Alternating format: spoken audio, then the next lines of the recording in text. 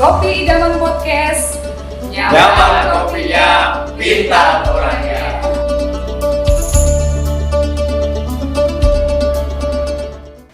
Assalamualaikum warahmatullahi wabarakatuh.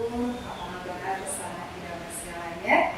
Jumpa lagi dengan saya Tina Alvara di Kopi Idaman Podcast, Dinas Pendidikan dan Kebudayaan Kabupaten Kutai Kartanegara. Hadir kembali hari ini bersama saya Bapak Dr. Agus Joko Sampurno MSI. Jika di episode sebelumnya kita ngobrol mengenai program di salah satu bidang ya Pak ya, di Dinas Pendidikan dan Kebudayaan Kabupaten Kutai Kartanegara. Kali ini kita akan ngobrol lebih santai mengenai perjalanan karir beliau, yang mana mulai hari ini ya Pak ya, sudah memasuki masa purna tugas. Ya, sebelumnya selamat datang kembali Pak Joko di podcast kita. Boleh mungkin Pak sedikit cerita perjalanan awal karir, mulai karir sebagai abdi negara. Terima kasih Mbak Tina. Bahwa perjalanan karir saya di Kutai Kartanegara dimulai tahun 1993. Pada waktu itu saya melamar menjadi tenaga pendidik di Universitas Kutai Kartanegara di Jakarta. Kemudian saya di-SK-kan pada tanggal 1 September 1993. Kemudian di samping saya sebagai dosen, karena Jakarta pada waktu itu di bawah naungan Yayasan Pendidikan Kutai, maka untuk mengisi sebelum mengajar di Jakarta, saya mengajar di SMA, IPK dan SEMIA IPK pada waktu itu. Karena pada tahun 1993 itu Jakarta jadwal perkuliahannya sore dan malam, jadi belum ada jam pagi ya. Karena sebagian besar mahasiswa Jakarta itu adalah pegawai. Pegawai ya. Pegawai di lingkungan pemerintah Kabupaten Kutai pada waktu itu. Belum Kutai Kartanegara. Oh, Kutai. Ya, masih di Kabupaten Kutai yang meliputi sampai Bintang, Kanaka. Ya dulu dari 2 Kutai gitu Ya. Pak ya. Oke, itu di tahun 93. Ya. Kemudian kurang lebih 8 tahun 2 bulan, maka saya mengikuti tes CPNS di Pemerintah Kabupaten Kutai Kartanegara dari angkatan terus pada tahun 2021 dan diangkat sebagai CPNS mulai 1 Desember 2021. 2001. Desember 2001. Ya. Siap. Itu bertugas di mana Pak saat angkatan? Ya, pada waktu Bupati Bapak Salkani Aher, sekaligus beliau sebagai Rektor Universitas Kutai Kartanegara. Jadi CPNS yang lulus tes di pemerintah Kabupaten Kutai Kartanegara diperlukan untuk mengajar atau menjadi tenaga administrasi di Universitas Kutai Kartanegara. Nah, setelah itu ada aturan bahwa pegawai-pegawai ini harus kembali ke pemerintah daerah. Maka pada tahun 2011 saya kembali ke induk organisasinya, yaitu ke Dinas Pendidikan dan Kebudayaan Kabupaten Kutai Kartanegara. Jadi di 93 kalau pagi itu aktivitasnya mengajar di SMP SMA IPK ya Pak ya? SEMIA. Oke. Sorenya dan malam jadi dosen. Ya. Akhirnya lulus CPNS di 2001. Ya. Saat itu masih diperbantukan juga Ya. di Jakarta. 2011 masuk di Dinas Pendidikan. Baik. Kemudian tahun 2014 BKD atau BKD ya, Ya. BKP SDM itu menyelenggarakan seleksi untuk ujian suara. Ya, jadi pada tahun 2014 ikut seleksi, alhamdulillah lulus masuk 5 besar. Nah, kemudian akhirnya pindah ke BKP SDM untuk mengikuti diklat calon ujian suara. Jadi mengikuti calon ujian suara, kemudian pada tahun 2015 itu mengikuti diklat dan seleksi calon ujian suara di BPSDM Mendagri Kalibata. Sekitar hampir 2 bulan baru dilanjutkan dengan setelah selesai dan lulus dilanjutkan pengusulan PAK, pendanaan kredit kelar. Setelah keluar itu maka setelah paknya keluar dari jalan diusulkan oleh BPSDM ke Pak Bupati untuk ditetapkan sebagai asmara. Kemudian sejak 2017 kurang lebih sampai 2019 itu menjadi Widya Suara. Dalam jangka waktu itu ternyata ada perubahan Permendagri bahwa kabupaten kota tidak boleh menyelenggarakan pengembangan SDM. Jadi otomatis Widya Suara ditiadakan. Karena kebijakan Permendagri tersebut maka distrukturkan, menjadi struktural di BKPSDM sebagai Kasubdit Pangkatan sampai dengan mulai Januari 2019 sampai dengan September 2021. Sejak September 2021 sampai sekarang itu menjadi kepala bidang guru dan tenaga pendidikan. Kemudian berubah menjadi nomenklatur menjadi bidang kurikulum, pengembangan bahasa, pendidikan pendidikan, dan tenaga pendidikan. Selanjutnya Sekretaris Dinas Pendidikan pensiun maka merangkap menjadi pelaksana tugas Sekretaris Dinas Pendidikan dan Kebudayaan sejak 1 September 2024 sampai dengan 31 Juli 2025. Panjang, Pak. Dari perjalanan panjang karir Bapak yang Bapak ceritakan tadi bisa dikatakan Bapak ini betul-betul sangat mencintai dunia pendidikan. Iya. Kalau boleh tahu background pendidikannya apa Pak? Ya, jadi background pendidikan saya itu memang guru. Jadi kalau ayah tentara, kebetulan ayah saya itu tentara di dinas di Batalion Sipur 10 dan Sipur 10 APP Kostrat Pasuruan.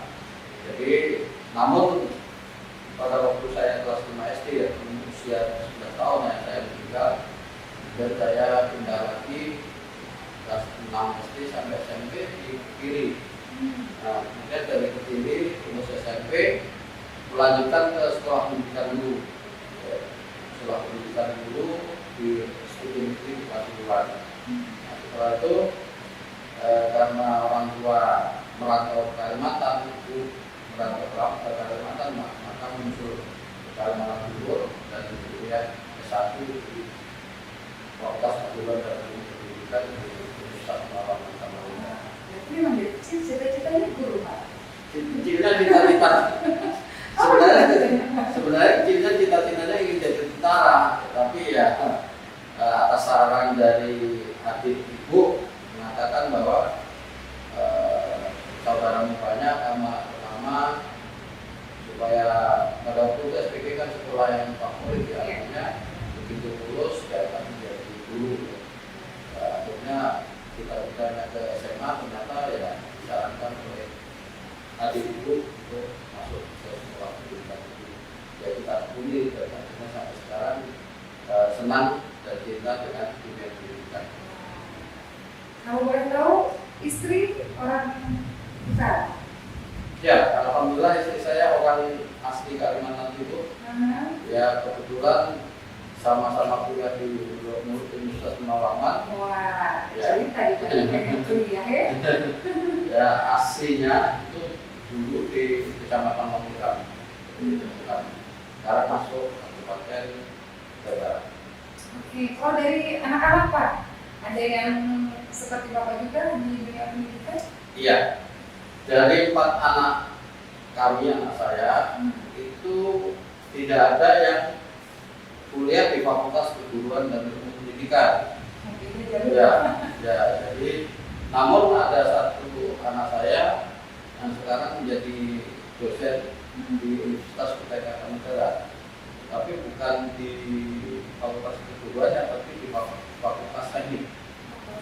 Kebetulan anak saya yang ketiga itu pendidikan terakhirnya S2 Teknik Elektro di TB baru. Jadi alhamdulillah pada seleksi informasi 2024 kemarin itu lulus menjadi CPNS formasi dosen fakultas Universitas Muhammadiyah. Menekuni di dunia pendidikan sekian lama, Pak. Apa yang Bapak bisa amati perkembangan dunia pendidikan saat ini dari era manual sekarang digital, perkembangan juga karakter siswa dulu dengan sekarang itu seperti apa? Ya, kalau ditinjau dari perkembangan teknologi, pendidikan kita sangat berkembang dengan pesat ya. Dengan perkembangan teknologi yang pesat tentunya juga diikuti oleh pendidikan seperti atau pendidikan karakter atau pendidikan sekarang. Jadi beda, kalau dulu kita ibaratnya pendidikan sepertinya itu apa namanya sangat-sangat melekat dengan pendidikan sehari-hari di sekolah maupun di rumah. Tapi sekarang karena perkembangan digital ya, teknologi, kadang-kadang pendidikan seperti ini kurang terperhatikan apalagi dengan adanya perkembangan berbagai macam kurikulum yang kadang-kadang tidak hanya mereka diperhatikan, tetapi kadang-kadang teknologinya yang diutamakan. Karena itu kalau menurut saya dari 93 saya mengajar di Budaya Negara tentunya terjadi perbedaan-perbedaan mengajar kembang Berdinas di Dinas Pendidikan dan Kebudayaan mulai dari tahun 2021 ya Pak, sampai dengan memasuki masa pembangunan. Sudah ke bidang mana saja atau malah di satu bidang aja di masalah bertahun-tahun? Ya, tahun 2011 sampai 2014 kebetulan saya sebagai staf seksi Sapras, waktu itu menangani Sapras karena waktu itu ada bidang sarana prasarana itu banyak kegiatan-kegiatan pembangunan musik mulai dari TK sampai dengan SMP. Kemudian saya keluar dari dinas pendidikan 2014, kembali lagi ke 2021 di bidang guru dan tenaga pendidikan. Jadi dan 11 bulan terakhir itu merangkap di sekretariat. Perjalanan menekuni dunia pendidikan khususnya bidang di Dinas Pendidikan dan Kebudayaan pastinya di perjalanannya ada kendala-kendala ya. Tapi apa ada satu hal atau kendala khusus yang pernah Bapak rasakan dari walaupun itu sudah ada solusinya, nah saat itu kendala apa dan bagaimana Bapak bisa mengkomunikasikannya? Ya, kendala itu sebenarnya sering terjadi komunikasi ya, beberapa di komunikasi. Jadi kita di Dinas Pendidikan itu kalau saya lihat kan sudah sebenarnya masing-masing bidang kan punya tugas dan fungsi masing-masing. Namun di kenyataan kadang-kadang kita ketahui bahwa letak geografis kita kan luas ya. Kadang-kadang informasi atau hal-hal yang baru itu kurang cepat atau kurang cepat ditanggapi atau direspon oleh sekolah-sekolah yang jarak dan atau kurang adanya alat komunikasi.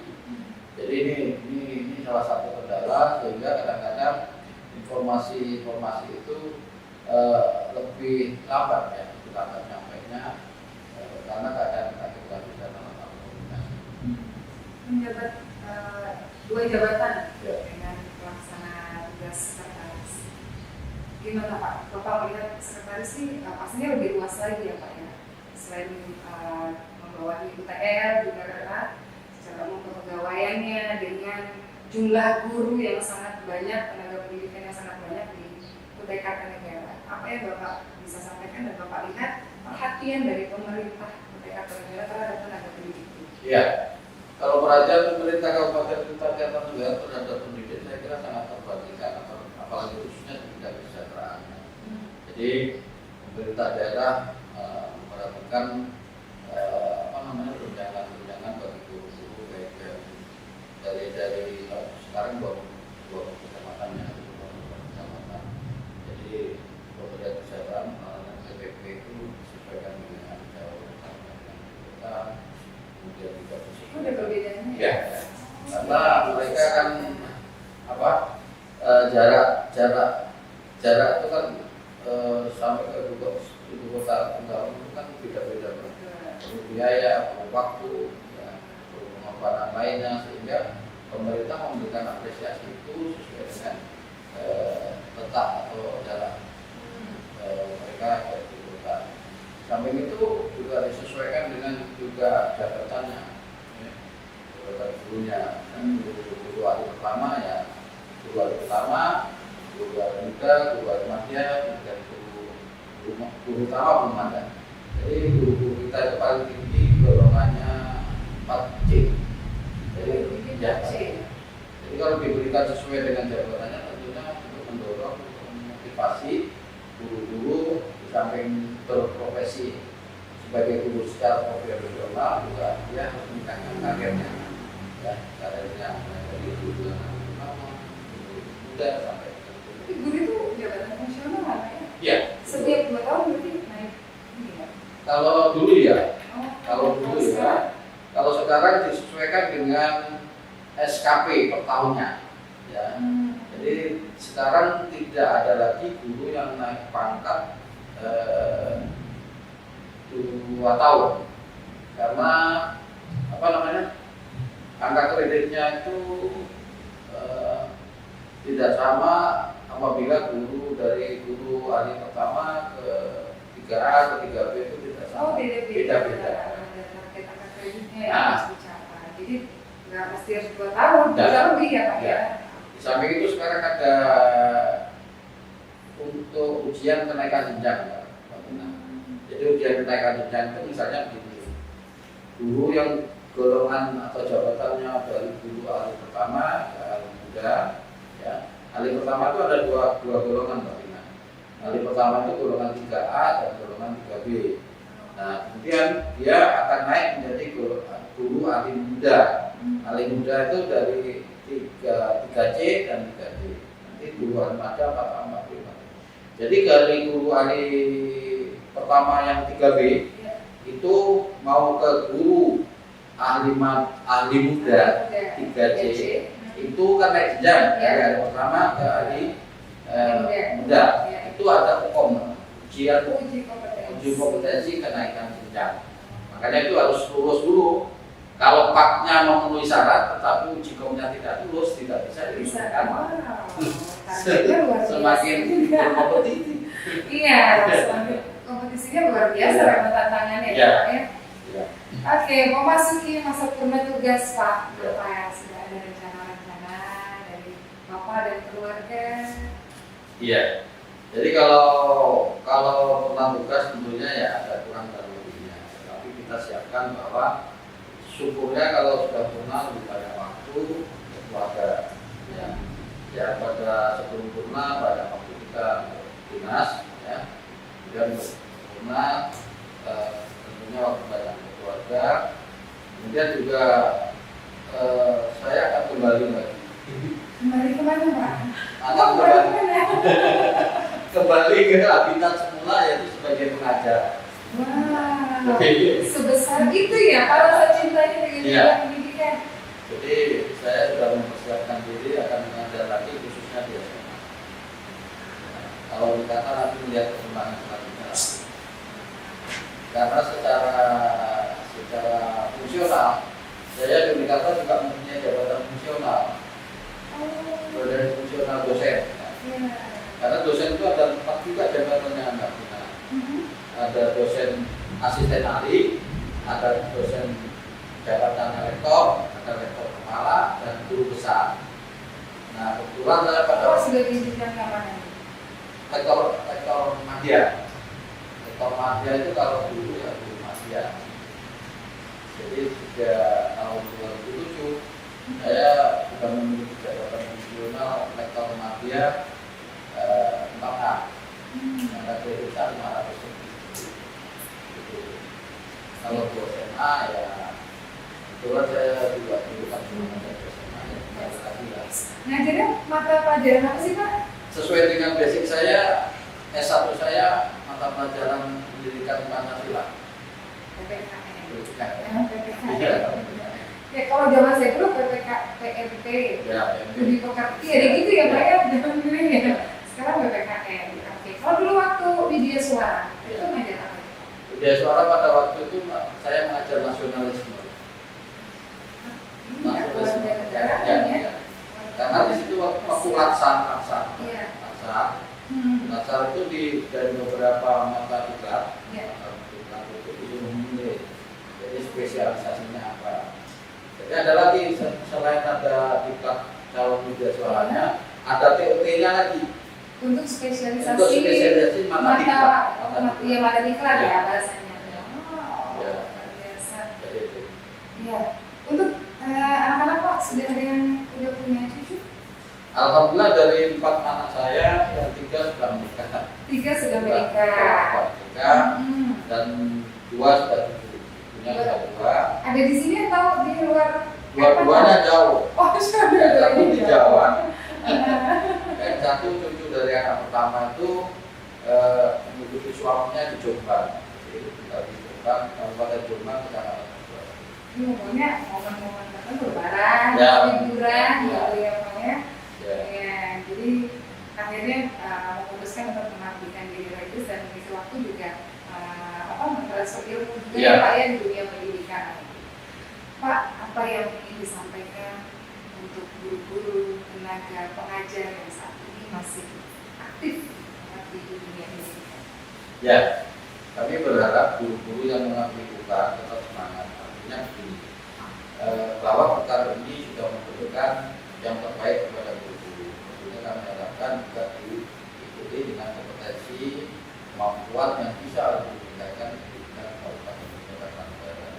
Sehingga apa yang diharapkan atau sesuai dengan misi dan visinya Pak Bupati itu bisa tercapai. Salah satunya adalah yang harus dilakukan dulu adalah meningkatkan kompetensinya, kemudian meningkatkan kualitas belajar mengajar di peserta didiknya, juga meningkat. Insya Allah kualitas gurunya juga pada Siap. Ini sebelum kita masuk di akhir sesi kita closing statement Pak.